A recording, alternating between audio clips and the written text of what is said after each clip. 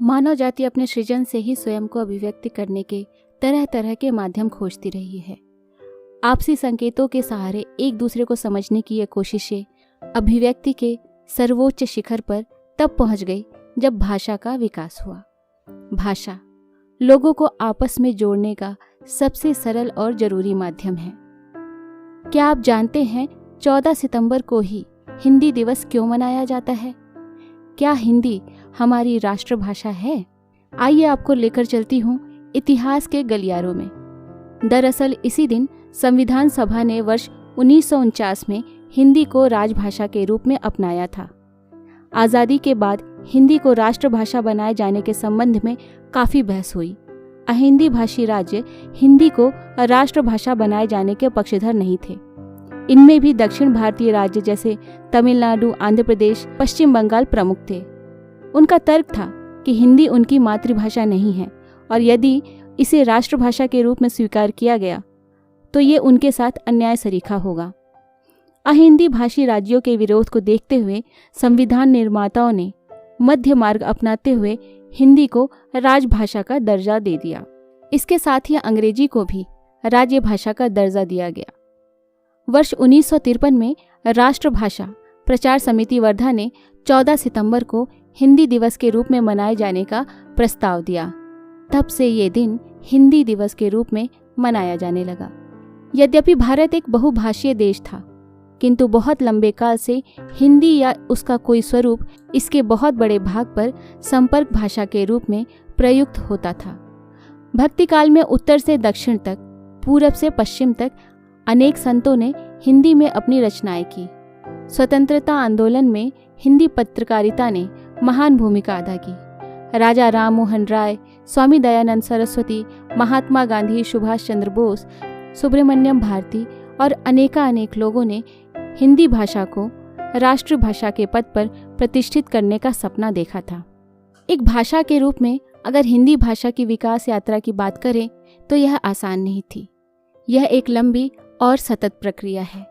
एक भाषा के विकास में उस समाज और संस्कृति की महत्वपूर्ण भूमिका होती है जहाँ पर यह बोली जाती है। हिंदी भाषा के विकास में भी समाज और संस्कृति की महत्वपूर्ण भूमिका रही है, खासकर उत्तर भारतीय राज्यों की भूमिका। भारत की प्राचीन भाषा संस्कृत रही है और इसी भाषा के विभिन्न कालखंडों में अलग अलग स्वरूपों में हुए वियोजन से हिंदी का विकास हुआ है। हिंदी साहित्य के अब तक लिखे गए इतिहासों में आचार्य रामचंद्र शुक्ल द्वारा लिखे गए हिंदी साहित्य का इतिहास को सबसे प्रामाणिक तथा व्यवस्थित इतिहास माना जाता है। आचार्य शुक्ल जी ने इसे हिंदी शब्द सागर भूमिका के रूप में लिखा था, जिसे बाद में स्वतंत्र पुस्तक के रूप में 1929 ईस्वी में प्रकाशित आंतरित कराया गया। आचार्य शुक्ल ने गहन शोध और चिंतन के बाद हिंदी साहित्य के पूरे इतिहास पर विहंगम दृष्टि डाली है। संस्कृत भाषा से पाली, पाली से प्राकृत, प्राकृत से अपभ्रंश, अपभ्रंश से अवहट्ट, अवहट्ट से पुरानी हिंदी और पुरानी हिंदी से आधुनिक हिंदी का विकास हुआ है, जिसे आज हम बोलते हैं। हालांकि इसे लेकर मतभेद है कि अपभ्रंश से हिंदी का विकास हुआ है या पुरानी हिंदी से, मगर वर्तमान भाषा विज्ञानी इसे अपभ्रंश से ही विकसित हुआ मानते हैं। अगर हिंदी भाषा के विकास के कालखंड की बात करें तो यह 3 कालों में विकसित हुई। पहला कालखंड 1100 ईस्वी से 1350 ईस्वी तक माना जाता है, जिसे प्राचीन हिंदी का काल कहा जाता है। दूसरा कालखंड मध्यकाल 1350 ईस्वी से 1850 ईस्वी तक कहा जाता है। इस काल में हिंदी भाषा की बोलियों अवधी और ब्रज में विपुल साहित्य रचा गया। तीसरा कालखंड 1850 ईस्वी से अब तक माना जाता है और इसे आधुनिक काल की संज्ञा दी जाती है। इस काल में हिंदी भाषा का स्वरूप बेहद तेजी से बदला है। दरअसल इस काल में हिंदी जन जन की भाषा बन गई। ये वो दौर था जब आज़ादी की लड़ाई लड़ी जा रही थी और इस दौरान हिंदी का संपर्क भाषा के रूप में प्रचलन खूब बढ़ा। यह हिंदी भाषा का ही असर था कि उत्तर भारत ही नहीं, दक्षिण भारत से भी आने वाले आज़ादी के नायकों ने इसे राष्ट्रभाषा के रूप में स्वीकार किए जाने की पुरजोर वकालत की। हालांकि हिंदी भाषा को आज तक राष्ट्रभाषा का दर्जा नहीं मिल सका है। ये सोचने वाली बात है कि हिंदी भारत की राष्ट्रभाषा क्यों नहीं है। वर्तमान में 22 भाषाओं को आधिकारिक भाषा का दर्जा प्राप्त है। 2010 में गुजरात उच्च न्यायालय ने भी सभी भाषाओं को समान अधिकार के साथ रखने की बात की थी। हालांकि न्यायालयों और कई स्थानों में केवल अंग्रेजी भाषा को ही जगह दिया गया है। संसद का कार्य हिंदी में या अंग्रेजी में किया जा सकता है। यदि राष्ट्रभाषा और राजभाषा के अंतर की बात की जाए तो इनमें दो प्रमुख अंतर है। एक अंतर इन्हें बोलने वालों की संख्या से है और दूसरा अंतर इनके प्रयोग का है।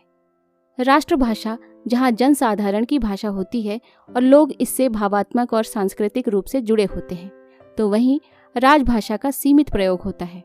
राजभाषा का प्रयोग अक्सर सरकारी कार्यालयों और सरकारी कर्मियों द्वारा किया जाता है। कुछ देश जैसे ब्रिटेन की इंग्लिश, जर्मनी की जर्मन और पाकिस्तान की उर्दू की राष्ट्रभाषा और राज्य भाषा एक ही है, मगर बहुभाषी देशों के साथ यह समस्या है। यहाँ राष्ट्रभाषा और राजभाषा अलग अलग होती है।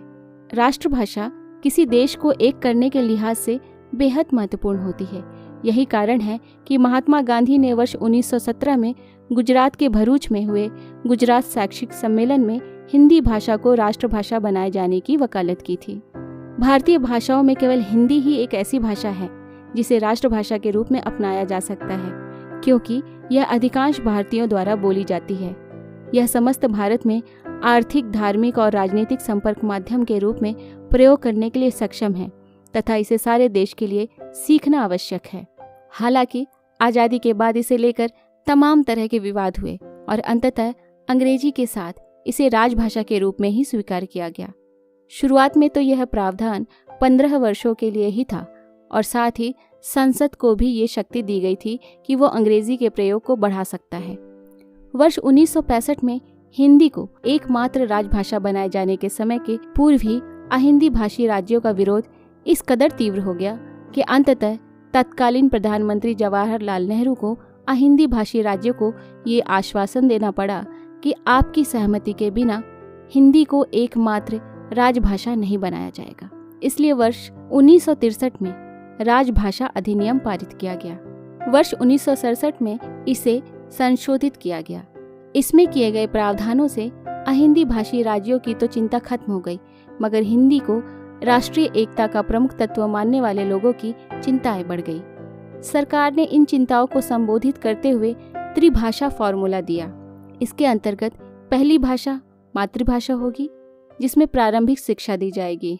दूसरी भाषा गैर हिंदी भाषियों के लिए और हिंदी भाषियों के लिए 8वीं अनुसूची में शामिल कोई भी भाषा होगी। तीसरी भाषा अंतर्राष्ट्रीय भाषा यानी अंग्रेजी होगी, ताकि शिक्षित भारतीय विश्व से भी आसानी से जुड़ सके। हालांकि विभिन्न राज्यों की सहमति के अभाव में इसे लागू नहीं किया जा सका। इसी क्रम में वर्ष 1976 में राजभाषा अधिनियम लाया गया और इसके अंतर्गत राजभाषा विभाग की स्थापना की गई। यह विभाग ही हिंदी के प्रचार प्रसार से संबंधित विभिन्न समारोह जैसे हिंदी दिवस, हिंदी पखवाड़ा और हिंदी सप्ताह का आयोजन करता है। इसी के तत्वाधान में 10 जनवरी को विश्व हिंदी दिवस भी मनाया जाता है। अगर हिंदी भाषा की संवैधानिक स्थिति की बात की जाए तो यह राजभाषा के रूप में संविधान के भाग 5, भाग 6, भाग 17 में समाविष्ट है। भाग 17 में राजभाषा शीर्षक के अंतर्गत 4 अध्याय हैं। इनमें संघ शासन, प्रादेशिक शासन, उच्चतम और उच्च न्यायालयों में इस्तेमाल की जाने वाली भाषा के संबंध में विशेष निर्देश दिए गए हैं। अगर हिंदी भाषा की वैश्विक स्थिति की बात की जाए तो यह विश्व के 150 से अधिक देशों में फैले 2 करोड़ भारतीयों द्वारा बोली जाती है। इसके अलावा 40 देशों के 600 से अधिक विश्वविद्यालय और स्कूलों में पढ़ाई जाती है। एक सर्वेक्षण के मुताबिक विश्व की सबसे अधिक बोली जाने वाली भाषा मंदारिन है और दूसरी भाषा हिंदी भाषा का है। इसके अलावा भारत और फिजी की यह राजभाषा है। ब्रिटिश भारत काल के दौरान बहुत से श्रमिकों को भारत से बाहर ले जाया गया था। इनमें से अधिकांश देशों में हिंदी भाषा आज एक क्षेत्रीय भाषा है। ये देश हैं मॉरिशस, सूरीनाम, त्रिनिदाद, गुयाना आदि। मॉरिशस में तो विश्व हिंदी सचिवालय की भी स्थापना की गई है। हालांकि संयुक्त राष्ट्र की आधिकारिक भाषा का दर्जा अभी भी हिंदी को नहीं मिल सका है। अगर हिंदी भाषा की एक भाषा के तौर पर सामयिक स्थिति का विश्लेषण किया जाए तो इसके समक्ष अनेक चुनौतियां हैं। सबसे बड़ी चुनौती तो इसे राष्ट्रभाषा की स्वीकार्यता का ना मिलना है। इसके अलावा एक उच्च शिक्षित अभिजात्य वर्ग ऐसा भी है जो हिंदी बोलने में शर्म और हिचकिचाहट महसूस करता है। हिंदी भारत की सार्वभौमिक संवाद भाषा भी नहीं है। वर्ष 2011 की जनगणना के अनुसार भारत की 41% आबादी की ही मातृभाषा हिंदी है। इसके अलावा लगभग 75% भारतीयों की दूसरी भाषा हिंदी है जो इसे बोल और समझ सकते हैं। हिंदी भाषा के सामने एक प्रमुख चुनौती यह है कि यह अब तक रोजगार की भाषा नहीं बन पाई है। आज तमाम मल्टीनेशनल कंपनियों के दैनिक कामकाज से लेकर कार्य संचालन की भाषा अंग्रेजी है। इसके अलावा तमाम क्षेत्रीय राजनीतिक और सामाजिक संगठन भी अपने निहित स्वार्थों के लिए हिंदी का विरोध करते हैं। अभी भी भारत में उच्च शिक्षा और तकनीकी शिक्षा का माध्यम ज़्यादातर अंग्रेजी ही रहता है। हिंदी भाषा की हालत आज ऐसी है कि इसके संबंध में जागरूकता सृजन के लिए विभिन्न सेमिनारों, समारोहों और कार्यक्रमों का सहारा लेना पड़ता है। हालांकि इंटरनेट के बढ़ते इस्तेमाल ने हिंदी भाषा के भविष्य के संबंध में भी नई राहें दिखाई हैं। गूगल के अनुसार भारत में अंग्रेजी भाषा में जहां विषय वस्तु निर्माण की रफ्तार 19% है, तो हिंदी के लिए ये आंकड़ा 94% है। इसलिए हिंदी को नई सूचना प्रौद्योगिकी की ज़रूरतों के मुताबिक ढाला जाए तो इसे ये भाषा के विकास में बेहद उपयोगी सिद्ध हो सकता है। इसके लिए सरकारी और गैर सरकारी संगठनों के स्तर पर तो प्रयास किए ही जाने चाहिए। निजी स्तर पर भी लोगों को इसे खूब प्रोत्साहित किया जाना चाहिए। इसके अतिरिक्त हिंदी भाषियों को भी गैर हिंदी भाषियों को खुले दिल से स्वीकार करना चाहिए। उनकी भाषा संस्कृति को समझना होगा, तभी वो हिंदी को खुले मन से स्वीकार करने को तैयार होंगे।